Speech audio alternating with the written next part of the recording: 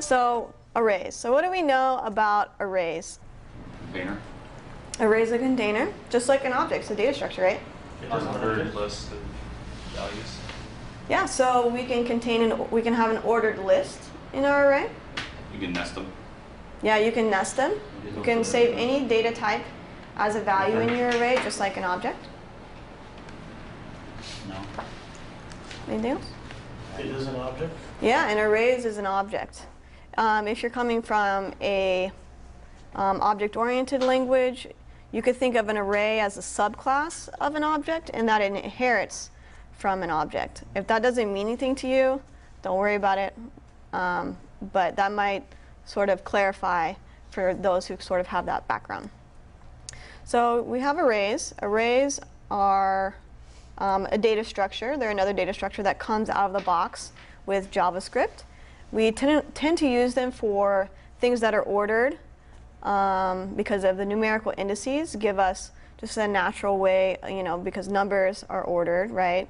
It's kind of a natural way to keep things in order versus objects when we tend to have string properties that don't have an inherent order. But at its core, what's important to note is that an array is an object. And so the rules are going to be the same. And we're going to explore that. And then we're going to talk a little bit about, we're going to talk a lot about how arrays are objects. And then we're going to talk a little bit about how arrays are different than objects. Cool. So just an overview, array versus object. We're going to be talking about access and assignments. We're going to be talking about native methods and properties. When I say native, all I mean is it comes with the language, because there's some methods that you get from libraries, such as the underscore library, which we'll cover tomorrow. But there's also methods that just come out of the box. You can just open your console and say like array dot, and then, actually that's not working. And then you can say array dot, and we have all of these methods that just come out of the box. And some of them you might be familiar with, right? And then we're also going to talk about iteration techniques and how they're different for arrays and the same. So when would we use an array versus an object? Like when would you choose to use one versus the other? Yeah, so if you want it to be ordered. Doesn't have name properties? Yeah, so if it doesn't make sense for it to have name properties, like maybe you have like a bunch of names, you could say var names equals, and then like you could put like the names of, here, let me put that up. And then you could put like the names of your pets, whatever your pets are.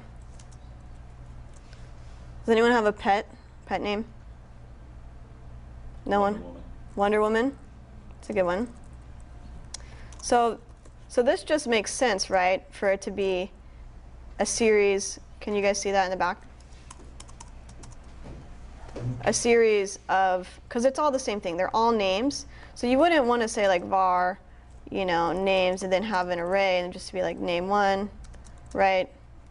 That wouldn't really, that's not adding to the data. That's just adding extra data. That's not important. So maybe they're all the same thing. You don't need a key value pair. It's ordered. What else? Maybe you want to use the array methods that come with it. Like maybe you want to be able to sort. Maybe you want to do something with a length property. What else? That's all I can think of right now. But yeah, so there's certain use cases for arrays and objects. And so you need to choose wisely. So here are some examples on how you've probably used arrays in the past. So here we have our box. Notice the difference here is that we have the brackets and not the curly braces. And we have box at index 0, is true. So we're adding a Boolean there, right? That's why we don't have quotes around it, because true is a value in and of itself. It's not a string. And then at the second index, or the first index, I'm sorry, we have meow. And we can also always use box.push to add something at the end. And here we are just adding an array. I'm sorry, an object here. And then if we wanted to use I, we probably use I before when we're using a loop, the for loop with semicolons. And you could just use I here. What do you think this is going to equal? Can everyone see that? It's kind of small. True. True. Right, because I is going to do a lookup, and it's going to be 0, and so we can imagine that it's substituted there 0, and then that's true. Cool. And then a 1 we know is what? Meow. And then what if we box.pop? What is that going to return? True. Is it gonna True and return? meow. Actually, does it return? It returns. I think it returns the thing that you remove. Oh, So what is it going to return? hello, goodbye. The Yeah, object. it's going to return this object. And then if I said console.log box, what is box going to look like now? True, yeah. Yeah, so what pop does is it takes the last thing off, it returns it, and so after that we just have two things in our array. Any questions about that? So we've all seen that before, right? We're using bracket notation, we're using push and pop, we're using variable I, all things that we've seen before. Cool. So, cool. We're comfortable with that. Now let's talk about how our array is similar to our object. And so this is just our box from the previous example. So we have box as an object, and then we change one thing. See, did you guys see that change? It's a little subtle. It's the first line, really. We're changing those curly brackets to square brackets. And now let's explore what this does to our data structure. So what do we predict?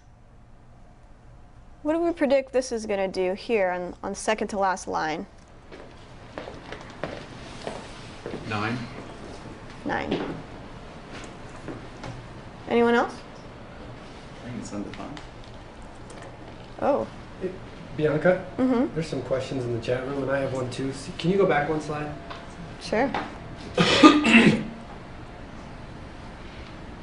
So underneath box.push, if you did another, I don't know what the word for it is, but another assignment to the box object, like box bracket 3, and then you did that same box pop at the bottom, would you still get what you pushed, or would you get the last thing? You always get the last thing. So this push would be, this would be at 2.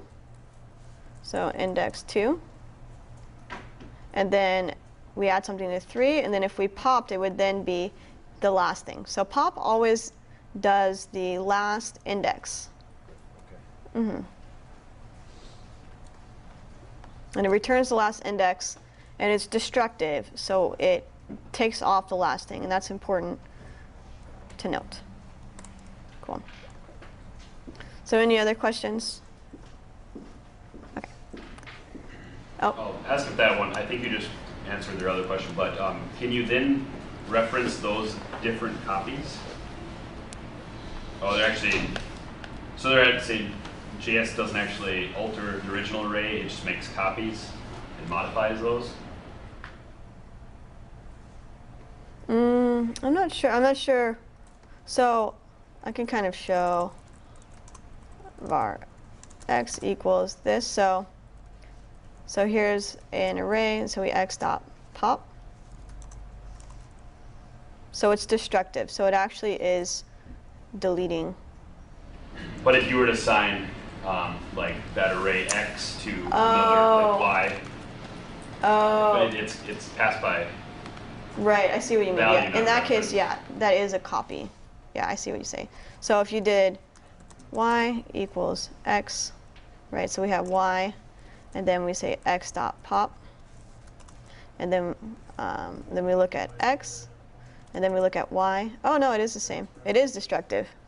It's So- reference type It's by reference. You'll need it first of all. Yeah, yeah. So arrays and objects are passed by reference, but yeah. Okay. Cool. So here we go. So some people said it was undefined here, box bracket size. Oops.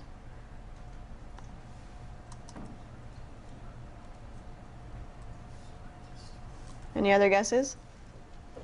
Who thinks it's going to be 9?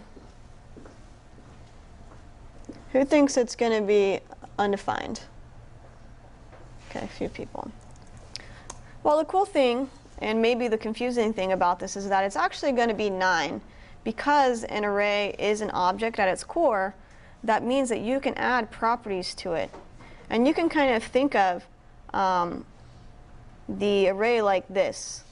So we have an index 0 called meow, and then or property 0, you could even call it, and then we have size 9. So you can think of your array as really just an object that also has numerical indices. So what's boxed at 0?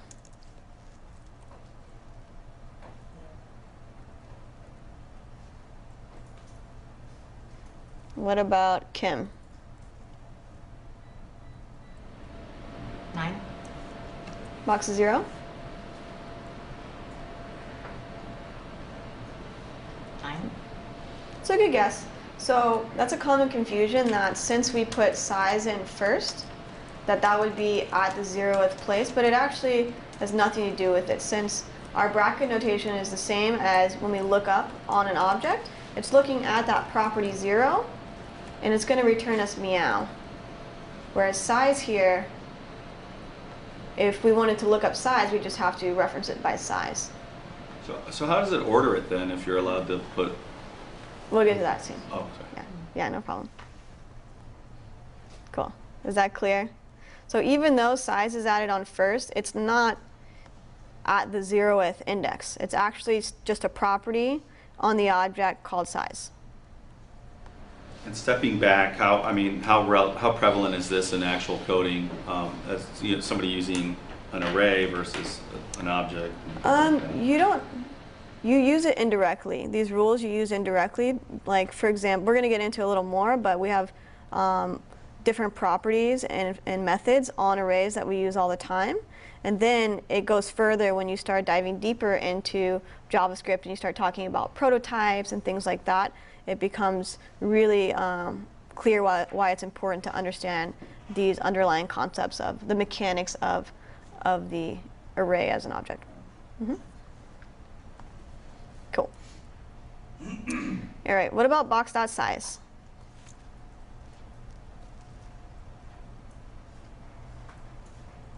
No.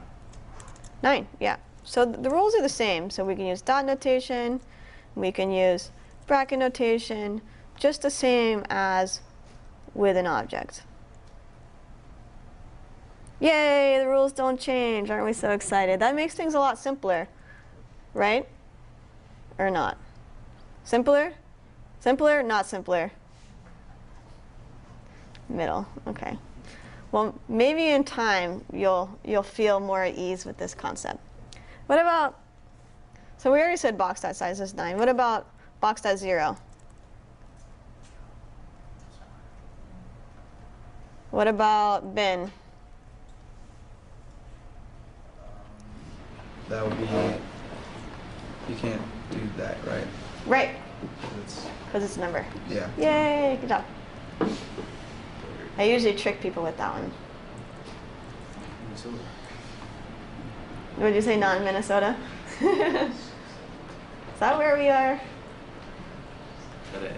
today?